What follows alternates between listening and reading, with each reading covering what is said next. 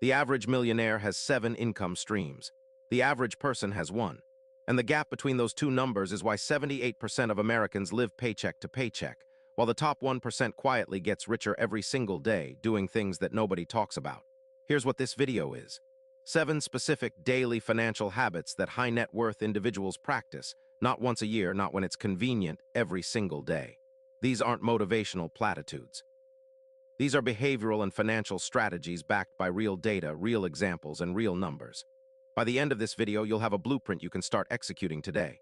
Not next Monday, not next year, today. Let's get into it.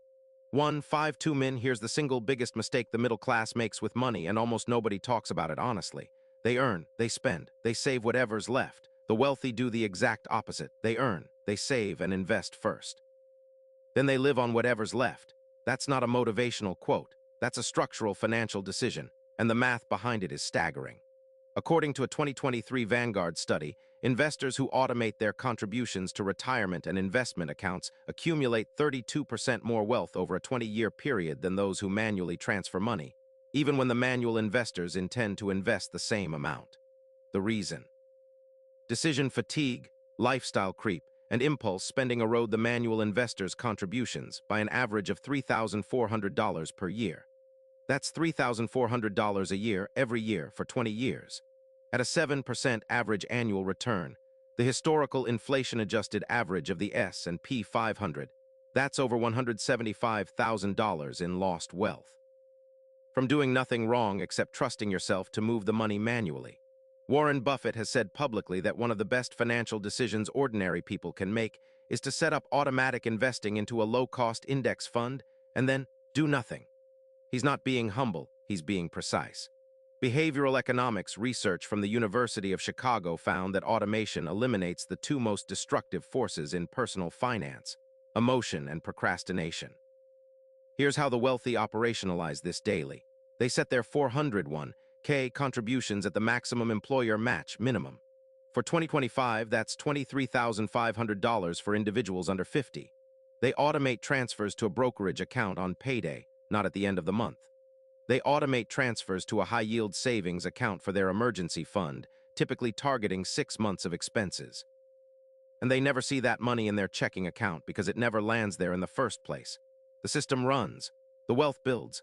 They don't think about it every day, but the automation is a daily move because it's executing on their behalf every single paycheck without fail. Most people set up automation once and never revisit it.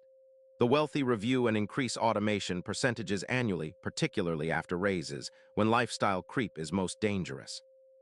The move: automate a minimum of 20% of every paycheck before you budget for anything else. If you're starting from zero, begin at 5% and increase by 2% every quarter. Your lifestyle adjusts, your wealth compounds. That's the quiet power of the first move. 1. 5-2 min. Ask most people how they're doing financially. They'll tell you their salary, or they'll check their checking account balance. That's the wrong number. That's been the wrong number the entire time, and understanding why is one of the most important mental reframes in personal finance. Your bank balance is a snapshot. Your net worth is your financial scoreboard. Net worth is simple: everything you own minus everything you owe. Assets minus liabilities, that's it. But the implications are enormous. The wealthy track this number obsessively. Not because they're anxious about money, but because net worth is the only metric that tells you if you're actually building wealth or just appearing to build wealth. Consider this. The median American household income is approximately $74,580 per year, according to the U.S. Census Bureau's 2023 data. But the median net worth, just $192,700.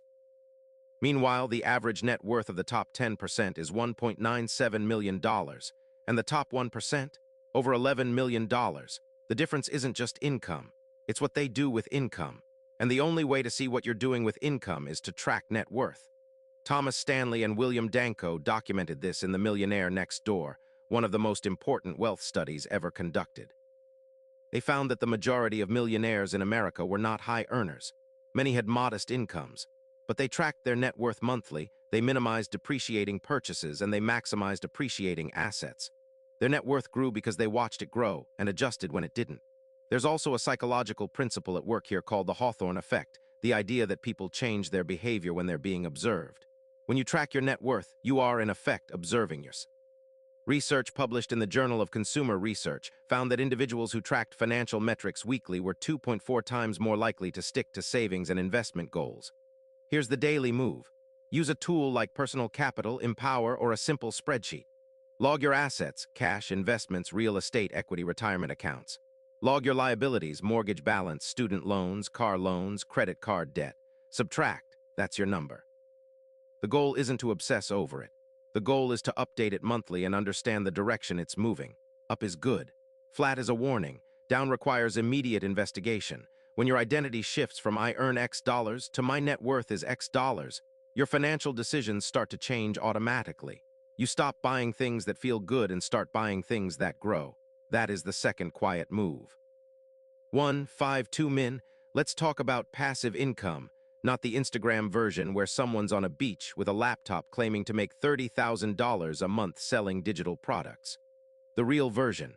The version that actually explains how wealth compounds across generations. According to the Federal Reserve's 2023 survey of consumer finances, the top 10% of American households receive approximately 37% of their income from capital gains, dividends, and passive business income. For the top 1%, that number jumps to over 60%. They are not working for the majority of their money. Their assets are working.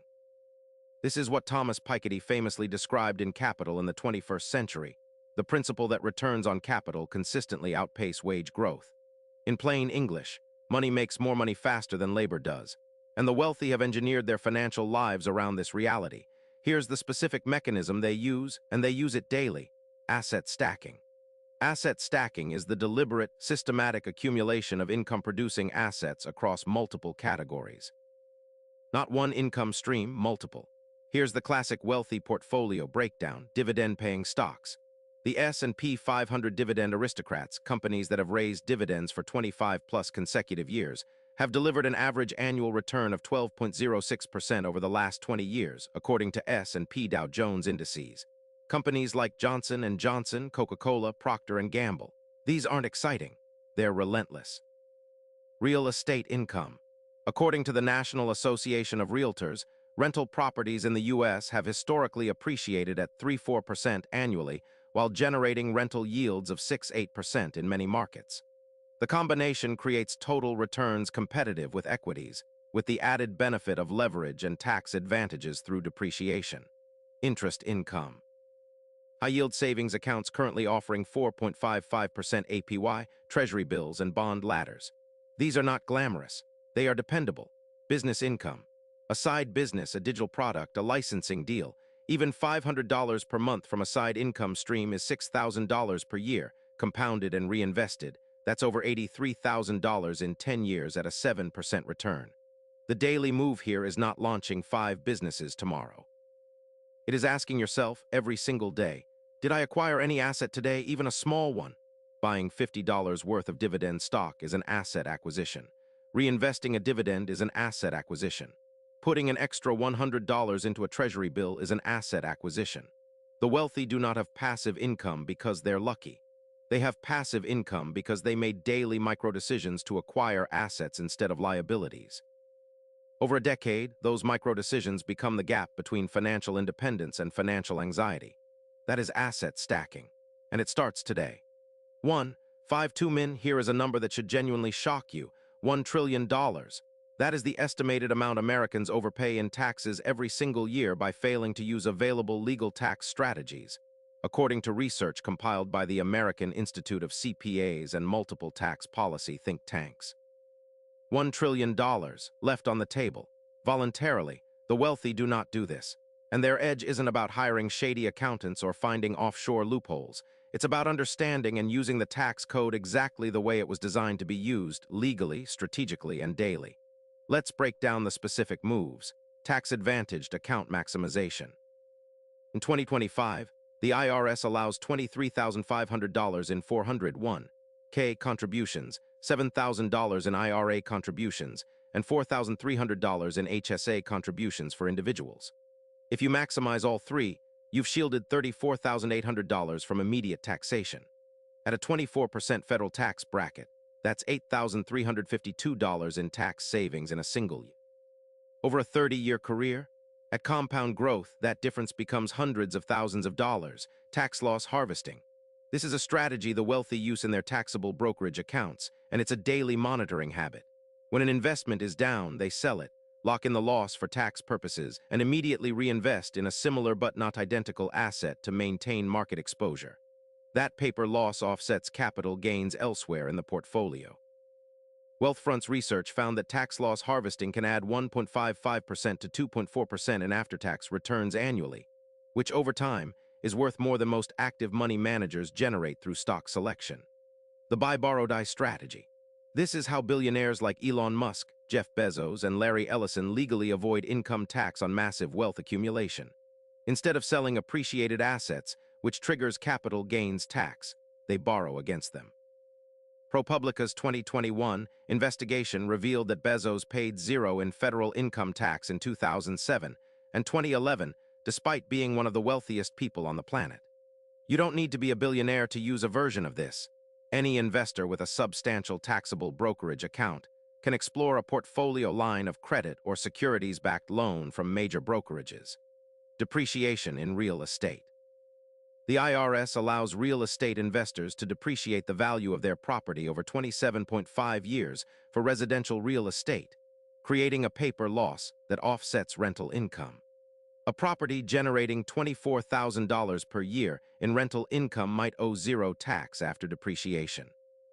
The daily discipline here is simple. Before you make any financial move, sell an investment, take a distribution, make a large purchase, you ask one question: what are the tax implications of this decision?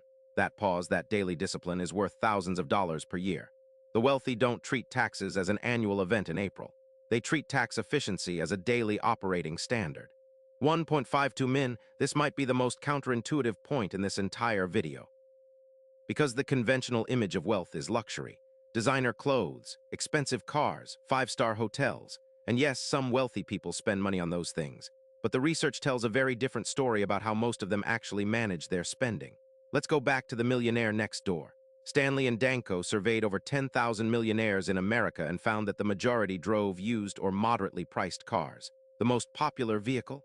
A Toyota. They lived in middle-class neighborhoods. They did not wear Rolex watches. They were, as the book title suggests, invisible, living next door to middle-income families while quietly building massive balance sheets. Why? Because they understood a fundamental financial truth. Status spending is anti-wealth. Here's the math on a luxury car purchase. A $80,000 BMW depreciates approximately 50% in the first 4 years, according to IC.com data.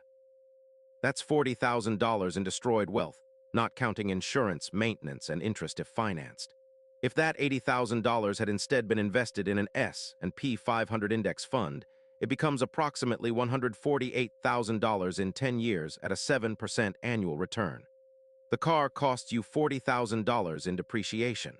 The investment makes you $68,000 in gains. That single decision is a $108,000 swing. Now multiply that logic by every major spending decision: housing, clothing, travel, entertainment, and you begin to understand the true cost of status consumption. The wealthy are not cheap. They are strategically generous with spending in categories that build value. They spend on education and courses that generate income. They spend on their health because healthcare costs in retirement are one of the biggest wealth destroyers. Fidelity estimates a couple retiring today will need approximately $315,000 just for healthcare costs in retirement. Investing in health today is literal financial risk management. They spend on experiences over objects, because research from Cornell University psychologist Dr. Thomas Jalovich shows that experience-based spending produces higher and more lasting happiness than material purchases, meaning they get more utility per dollar. And critically, they spend on time. High earners and wealth builders frequently outsource low-value tasks, lawn care, cleaning, routine errands, to buy back hours for high-value activities. A study from the Proceedings of the National Academy of Sciences found that buying time increases happiness across income levels, and that people who invest in time-saving services report greater life satisfaction and productivity. The daily move here is a 30-second spending audit. Before any significant purchase, ask, is this buying me an asset, an experience, or status? Status, reconsider. Asset or meaningful experience, proceed. That filter applied consistently is one of the most powerful wealth-building habits in existence. 152 Charlie Munger, Warren Buffett's late partner at Berkshire Hathaway, a man worth over $2 billion, famously spent the majority of his days reading. Not managing portfolios, not taking meetings, reading. He described himself as a book with legs. Buffett himself estimates he spends 80% of his working day reading and thinking. This is not a coincidence. This is a strategy. The return on investment from financial education is arguably the highest of any asset class available to ordinary people. And here's the data to back that up. Research by economists at Harvard and MIT found that financial literacy is directly correlated with wealth accumulation. Individuals who score in the top quartile on financial literacy tests accumulate nearly 3 times more wealth by retirement than those in the bottom quartile, controlling for income, education, and other demographic factors. 3 times. Same income, dramatically different outcomes because of knowledge. And yet, the average American spends over 4.5 hours per day on social media and streaming content, according to Nielsen's 2023 Total Audience Report, while spending approximately 16 minutes per day on education and self-development, according to the Bureau of Labor Statistics' American Time Use Survey. The wealthy have inverted this ratio. Specifically, here's what daily financial education looks like in practice. Reading. The average CEO reads 52 books per year, approximately 1 per week, according to a study by the American Management Association. Not all of them are finance books, but a significant portion is. Books like The Psychology of Money by Morgan Housel, A Random Walk Down Wall Street by Burton Malkiel, The Little Book of Common Sense Investing by Jack Bogle, these are not entertainment. They are tools that generate wealth. Consuming quality financial media. Earnings reports, Federal Reserve statements, economic data releases. The wealthy read primary sources, not just headline summaries. They understand what a rate cut means for bond prices. They understand what a rising dollar means for multinational corporate earnings. That knowledge translates directly into better investment decisions. Proximity to smart people. Jim Rohn's famous line, "You are the average of the 5 people you spend the most time with," has been partially validated by social science research. A study in the American Economic Review found that having a financially literate peer significantly increased an individual's own savings rate and investment activity. Who you spend time with shapes your financial decisions profoundly. The Daily Move, 30 minutes of intentional financial education. That's it. 1 chapter of a finance book. 1 earnings call. 1 Federal Reserve press conference transcript. 1 episode of a finance podcast. 30 minutes a day, 365 days a year is 182 hours of financial education annually. In 5 years, you will know more about money than 95% of the population, and your portfolio will prove it. 152 Min, here is a truth that almost nobody talks about in wealth-building content. Building wealth and keeping wealth require completely different skill sets, and the failure to understand that distinction destroys more financial progress than almost any other mistake. The data is sobering. According to the National Endowment for Financial Education, 70% of lottery winners go bankrupt within a few years of receiving their windfall.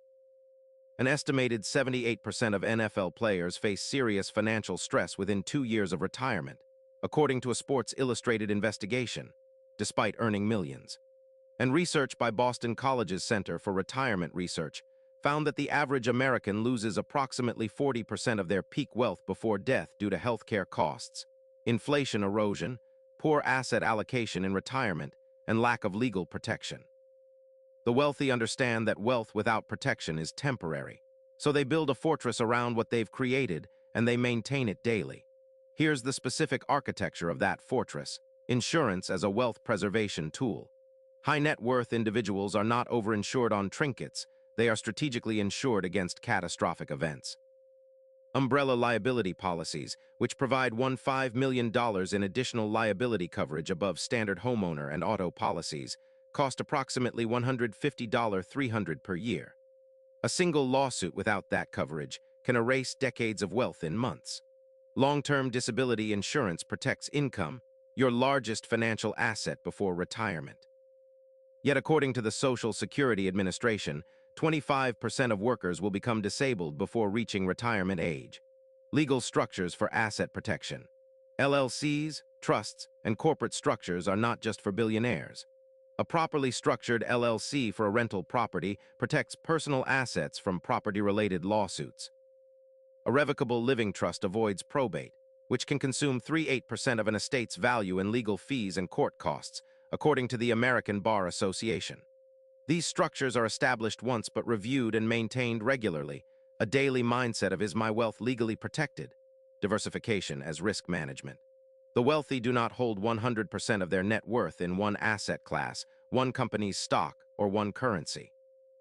Nobel laureate Harry Markowitz called diversification the only free lunch in finance, and modern portfolio theory demonstrates mathematically that a diversified portfolio reduces risk without proportionally reducing return. The daily discipline is ensuring no single position or asset class represents an existential threat to the overall portfolio. Estate planning. According to CaringCom's 2024 Wills and Estate Planning Survey, 67% of Americans have no will or estate plan. Zero. That means the government decides what happens to your wealth when you die, not you, not your family.